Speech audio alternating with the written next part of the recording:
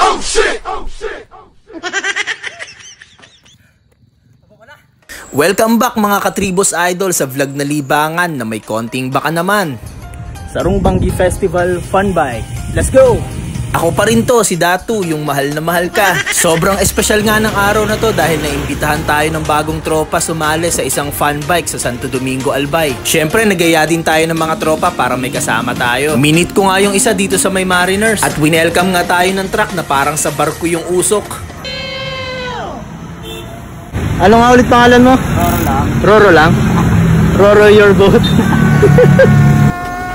Dito nga sa Rawis ay inantay tayo nila Roro at nagsama siya ng dalawang tropa na first time lang din natin makakasama. Nung simula ay medyo nahihiya pa sila at ako pa yung pinapauna nila. Pero nung tumagal ay lumalabas na yung pagkabatak ng mga to. Biruin nyo, simula Rawis hanggang Santo Domingo, yung takbuhan namin ay halos di bumababa ng 30. Di pa nagsisimula yung fun bike, laspag na agad ako.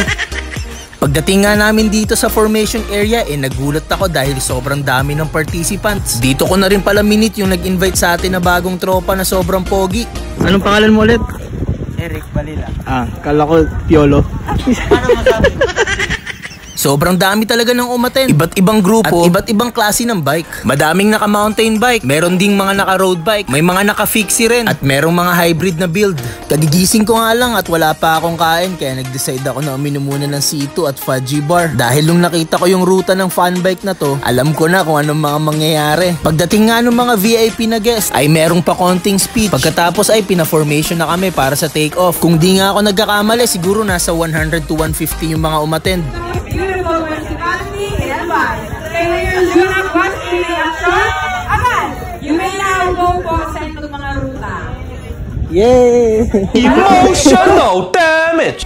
Wala ngang maayos na countdown para sa take-off kaya nag-decide kami na magbilang na lang para sa sarili namin. Tapos nagkagulatan pa dahil pag take-off wala palang marshal na kasama. Ito nga yung first time ko maka-attend ng fun bike na walang marshal na nag-guide. Kaya kapag walang marshal, ano pa bang ini-expect natin? Yung fun bike biglang naging karera na. Simula pa lang naiwan na agad kami dahil yung mga malalakas ay ayun, nasa unahan, nagbabakbaka na. Sobrang hirap nga pala ng mga ruta dahil halos ubusin lahat ng ahon ng Santo Domingo, Albay. Pero parang minamani lang to ng mga taga dito. Halatang sanay sila. Kahit yung mga bata dito nakangiti pa habang umaahon. Medyo hirap na nga ako sa pag-ahon tapos dinaanan lang ako na naka BMX na parang wala lang. Tapos biglang nagkagulatan na may rough road pala. Talagang maagang jempo ito. Itong mga oras na to nga galing 100 to 150 parang nasa 20 na lang ata kami magkakasama. Siguro yung mga nauna nakauwi na at nakaligo na. Pero kami umaahon pa rin. Buti na lang at andito yung bago nating tropa at hindi tayo iniwang kahit nasa huli na tayo.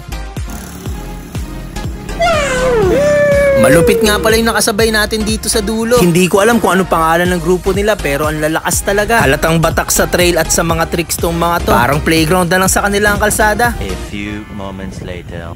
At as expected, kami nga yung last batch ng dumating. Pero talagang mapapawi ang pagod. Lalo kapag nakita mo yung ngiti ni Kuya na nagbibigay ng tinapay. Dito nga natapos yung fun bike sa covered court ng Santo Domingo. At dito nakatambay yung iba't ibang grupo ng mga siklista na siguro halos isang oras na nag-aantay sa amin. Ito talaga yung kinagandahan ng mga event na ganito. Dahil nagkakaroon tayo ng chance makausap o makasalamuha yung mga kasama nating siklista na madalas katanguan lang natin sa kalsada. Wala na ang program after ng ride. Kaya nagpakitang gilas muna si Roro ng kanyang mga basketball tricks.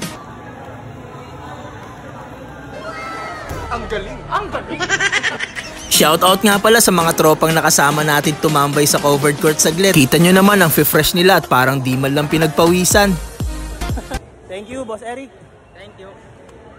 Pagkatapos nga ng saglit na pahinga nag-decide na kami umuwi. Medyo malayo-layo pa nga yung papadyakin natin pabalik ng Daraga. Pero ayun na nga. Hindi ko alam kung anong pumasok sa isip ko pero bigla akong niyaya si Francis mag-AKB pa. Pero nagulat din ako nang makita hindi pa pala tapos yung kalsada dito. Ganito budulin ang sarili. Gago! Naka-road bike nga ako kaya sobrang delikado ipadyak sa rough road. Lalo at naka-cleats. Talagang sisemplang ka, isang maliit na pagkakamali lang. Hindi ko nga ito in-expect dahil halos isang taon na rin tayo di nakakabalik dito. At akala ko tapos na yung kalsadang ginagawa. Natapos nga yung rough road, akala ko matutuwa na ako. Pero bumungad naman sa akin tong makapal na buhangin na mas madali kay sisemplang.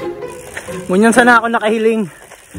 Kung sisay sunag agda, Yung naglalakaw. Talaga, Charmin pa.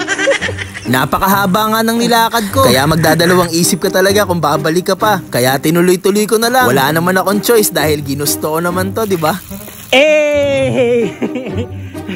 It's my time to shine! Sa wakas! Sobrang natuwa nga ako nung nakita ko na yung kalsada. Malayo-layo nga yung nilakad ko kaya sobrang nasabik ako pumadyak. Tapos wala pang dumadaan ng mga sasakyan kaya hataw talaga. Bumubuelo pa nga lang ako tapos biglang eto na naman. Oh shit! Oh shit!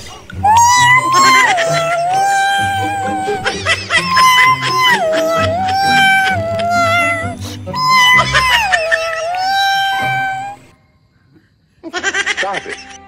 Get some help. Pagkatapos nga nung rough road, tuloy-tuloy na yung kalsada. Ang problema, tuloy-tuloy din yung ahon. Hindi ko na nabilang pero siguro nasa 5 o 6 na ahon tapos lusong. Yung tipong kahit bumuelo ka, kakapusing ka pa rin. Ramdam na ramdam ko na nga yung pagod. Pakiramdam ko mas napagod pa ako dito kaysa sa Mayon 360. Sa wakas! Budol sila daw. Gabos talaga naagi sa Tios, ano? Hindi totoo yan. Boss? Pagdating nga namin sa AKB Circum Signage, medyo dumidilim na. Kaya nag-decide na kami pumadyak agad pa uwi. At bago matapos tong video, isang malaking shoutout kay Siklistang Bicolano at sa LSB na sobrang solid. Paalam!